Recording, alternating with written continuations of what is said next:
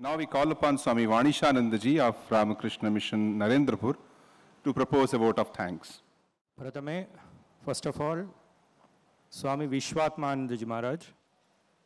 He has come here all the way from Varanasi and gave a very inspiring address on Swami Vivekananda, his life, and how his message can be utilized to give a new direction to society.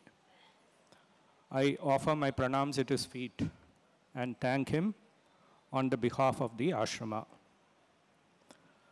Second is Swami Nigileshwaranandaji Maharaj. He has come all the way from Rajkot. He gave wonderful instances of the transforming effect that Swamiji's life had and still has on society. I offer my pranams at his feet and thank him on behalf of the ashrama. Two students from Raigada gave very illuminating talks on Swamiji.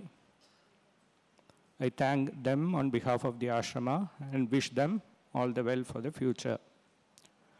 Also, one student gave a very beautiful rendering of instrumental music and entertained us all. I thank him also. Then the Central Minister, Pradab Chandra Sarangi. He gave us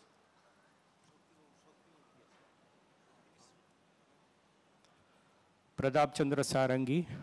He gave us that he has given us valuable time to come here and speak to us about Swamiji, makes clear his love for Swamiji.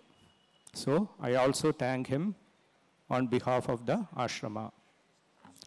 And finally, Pradab Shakti Prasad Mishra. He is a teacher at Purulia. He gave a very beautiful talk on Neo-Hinduism. He even explained the word neo, that it doesn't mean anything new, that he updated the principles of Hinduism and made it more compatible with the requirements of the modern age. I thank him on behalf of the ashrama. And finally, I thank all the monks and devotees who have gathered here and by their very presence has contributed to the sanctity and solemnity of the occasion. Thank you.